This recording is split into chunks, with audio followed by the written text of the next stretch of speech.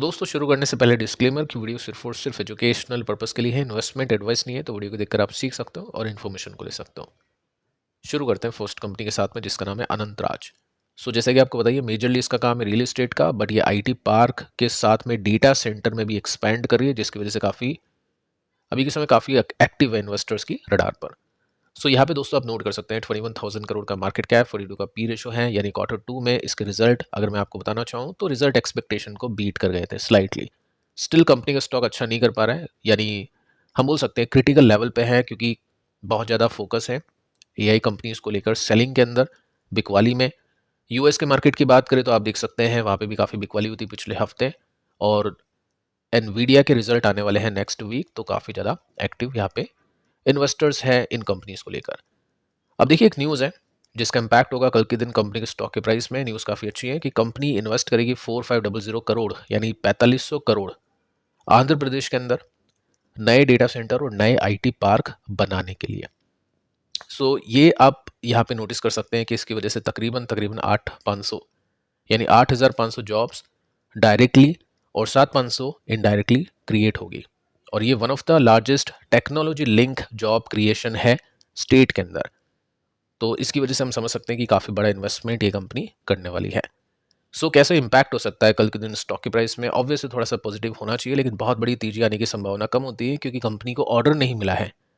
Company ने investment करने की प्लानिंग की है कि कंपनी के हाथ में पैसे नहीं आ रहे, कंपनी के हाथ से पैसे जा रहे हैं।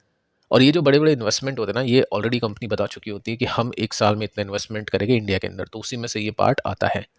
लेकिन अच्छी न्यूज़ है तो इम्पैक्ट होना चाहिए वैसे पॉजिटिवली। बाकी देखते हैं कि कल कैसा इम्पैक्ट होगा। Company currently 28 megawatt IT load के ऊपर काम कर रही है डेटा सेंटर में, और ये बढ़ा के 307 मेगावाट करने वाली है फाइनेंशियल ईयर 32 के अंदर, यानी लॉन्ग टर्म स्टोरी यहाँ पे प्ले होने वाली है। साथ में आप देखोगे ना तो सपोर्ट होगा $2 बिलियन के कैपेक्स प्लान से। अब ये जो प्लान है ना, पहले से इन्वेस्टर को पता था कि कंपनी इतना इन्वेस्टमेंट करने वाली है, तो उसी का एक हिस्सा है ये हाफ बिलियन के आसपास हम इसको बोल सकते हैं, 4500 करोड़ रुपीज़ का। देखते हैं दोस्तों कैसा इम्पैक्ट होगा। बाकी हम आगे चलते हैं। इसकी प्रॉफिट की ग्रोथ तो अच्छी है, क्योंकि होता क्या है कि कंपनी अगर इन्वेस्टमेंट करेगी तो कंपनी क्या करी, एक्चुअली कंपनी स्पेंड करी, कंपनी खर्चा कर रही है, तो कंपनी के हाथ से पैसा जा रहा है, लेकिन उस खर्चे की वजह से कंपनी के हाथ में पैसा आना भी चाहिए, तब जाके स्टॉक का प्राइस चलता है। अब डेटा सेंटर इतनी सारी कंपनीज बनाना शुरू कर चुकी है, जिसमें रिलायंस भी आ चुका है, मेजरली भारती एयरटेल भी है, ये काफ़ी बड़ी बड़ी कंपनीज हैं।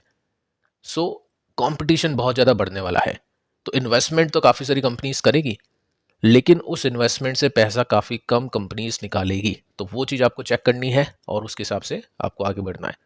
तो फिलहाल ठीक है, कंपनी ने पैसा निकाला, ग्रोथ इसमें अच्छी देखने को मिली, 10 गुना प्रॉफिट कंपनी ने किया, 48 करोड़ का प्रॉफिट 480 करोड़ के आसपास का हो चुका है, तो ये तो बहुत अच्छी बात है।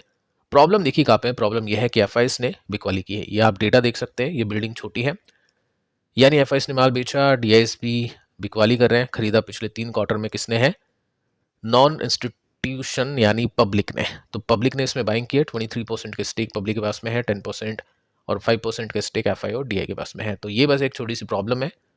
बाकी स्टॉक अभी के समय काफ़ी क्रिटिकल लेवल पे है, जो मैं आपको बता चुका हूँ कि एआई कंपनीज अभी के समय काफ़ी नेगेटिवली रेस्पॉन्ड करें इन्वेस्टर्स उन कंपनी के लिए, क्योंकि काफ़ी ज़्यादा वैल्यूशन बढ़ चुकी है, काफ़ी ज़्यादा आर्टिकल्स सर्कुलेट होना शुरू हो चुके हैं, जो कि काफ़ी फियरफुल है।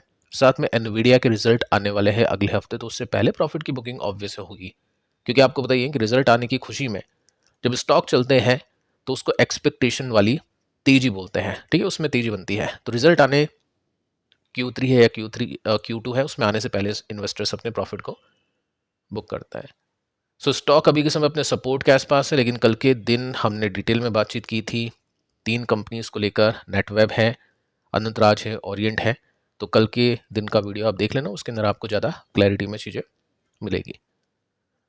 अब देखिए दोस्तों, डीमार्ट के ऊपर बात करते हैं। क्वेश्चन आ चुका है कि डीमार्ट को डिस्कस करिए, एकदम सपोर्ट पर है, एकदम है क्या, देखते हैं उसको, बड़ी क्वांटिटी भर के ले सकते हैं क्या, तो ये तो मैं आपको नहीं बता सकता हूँ।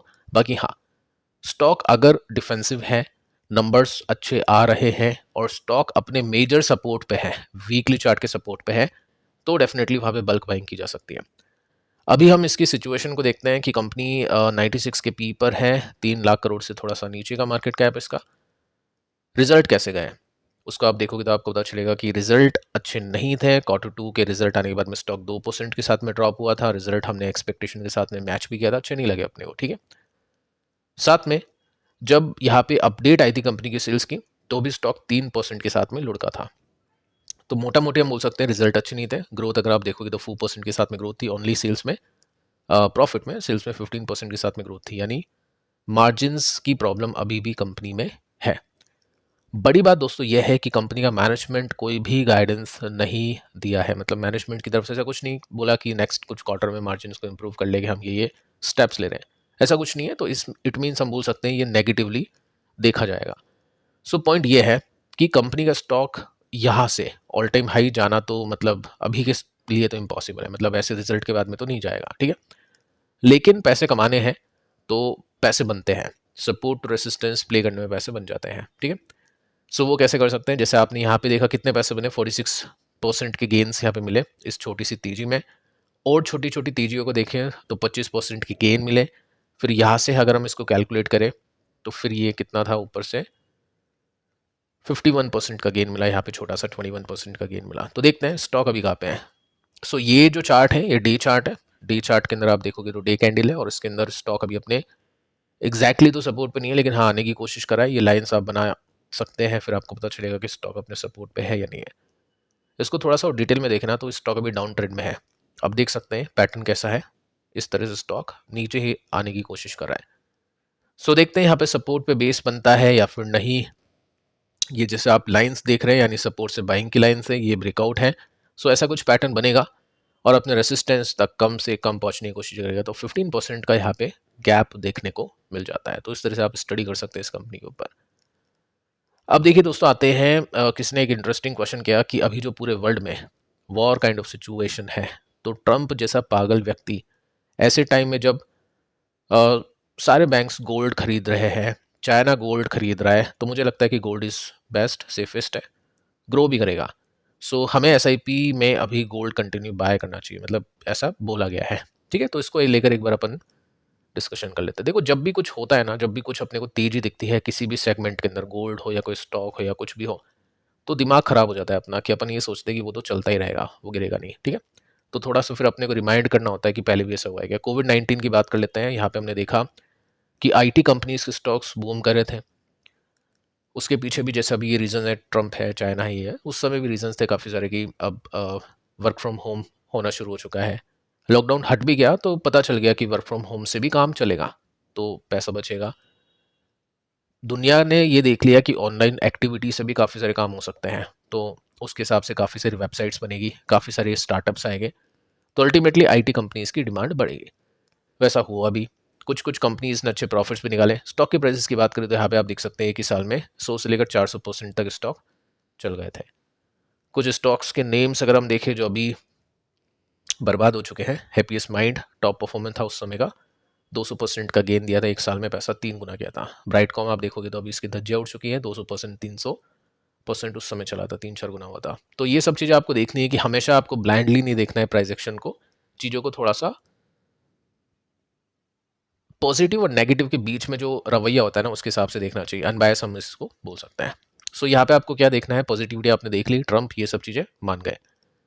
आईटी कंपनीज में अभी जैसे मैं आपको एग्जांपल देता हूँ, ये बैंक का आई थिंक निफ्टी बैंक की वैल्यूएशन है 16 का पी है। सो निफ्टी बैंक अभी कहाँ पे है, अपने लोअर वैल्यूएशन के आसपास है, ठीक है।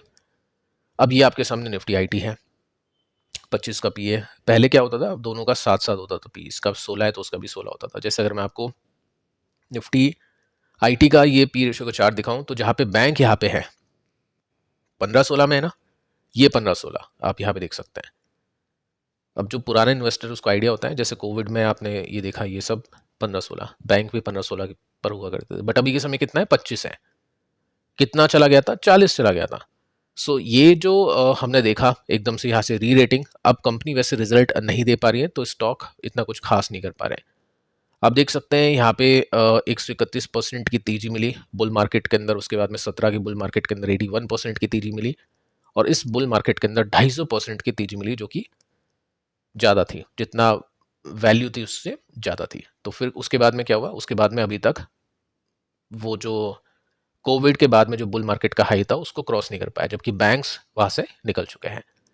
तो गोल्ड में भी क्या ऐसा हो सकता है कि डेफिनेटली ऐसा हो सकता है, हर चीज में ऐसा होता है, सैचुरेशन पॉइंट गोल्ड का भी आएगा। लेकिन आपने जो बोला वो काफी सही कहा कि ट्रम्प अभी है, तो गोल्ड के अंदर क्या पॉसिबिलिटी हो सकती है। देखो गोल्ड में तो ट्रम्प की वजह से डेफिनेटली एक अच्छी तरह से ही हम उसको देख सकते हैं, पॉजिटिविटी से देख सकते हैं। सो क्या आपका कहना सही है? बिल्कुल सही है। सो यहाँ पे हम क्या कर सकते हैं, हम ये देखेंगे, जैसे मैंने आपको पिछले वीडियो में कहा था कि गोल्ड को अभी मैं पर्सनली हेजिंग एसेट के रूप में नहीं देख रहा हूँ कि मेरी इक्विटी रिस्की है तो मैं गोल्ड को खरीद लेता हूँ क्योंकि गोल्ड तो सेफ है। बट मेरे हिसाब से इस प्राइस पे तो सेफ है ही नहीं। सेफ कब होता है? जब नहीं चलेगा गोल्ड, जैसे यहाँ पे सेफ्टी थी। तो अभी इक्विटी अच्छा नहीं कर रही है तो गोल्ड अच्छा कर रहा है। बीच बीच में देखो ये सब फेजेस आएंगे, आगे चल के अपन देख लेंगे। अभी के समय गोल्ड एसआईपी के लिए तो अच्छा है या नहीं है वो तो मुझे पता नहीं है, मतलब मुझे करना होगा तो मैं तो नहीं करूंगा। लेकिन हाँ, ट्रेडिंग करने के लिए काफ़ी अच्छा है कि 20-30% के, 15-20% के गेन्स निकाल ले। जैसे हम देख सकते हैं एक चार्ट जो कि बुलिश देखने को मिलेगा। बीच बीच में यहाँ पे स्विंग, यहाँ पे स्विंग, ये नीचे गया, उसके बाद में तेजी, यहाँ पे बीच में ये स्विंग अभी अपन ने पकड़ा, तो उसके लिए गोल्ड अच्छा है, मतलब गोल्ड के ऊपर मैं बुलिश हूँ। बट वैसे बुलिश नहीं हूँ कि सेफ है और 5-10 साल के लिए रख लोगे तो एक्विटी को बीट कर देगा, ऐसा मुझको बिल्कुल भी नहीं लगता है। ठीक है, तो ये मेरा इसका जवाब है। सो फिलहाल दोस्तों इस वीडियो में इतना ही। पिछली वीडियो को आप देख लेना, मतलब कल 2 वीडियोस मैंने आपको दी थी, इनको भी आप देख सकते हैं। मिलते हैं नेक्स्ट वीडियो में, तब तक के लिए बाय बाय।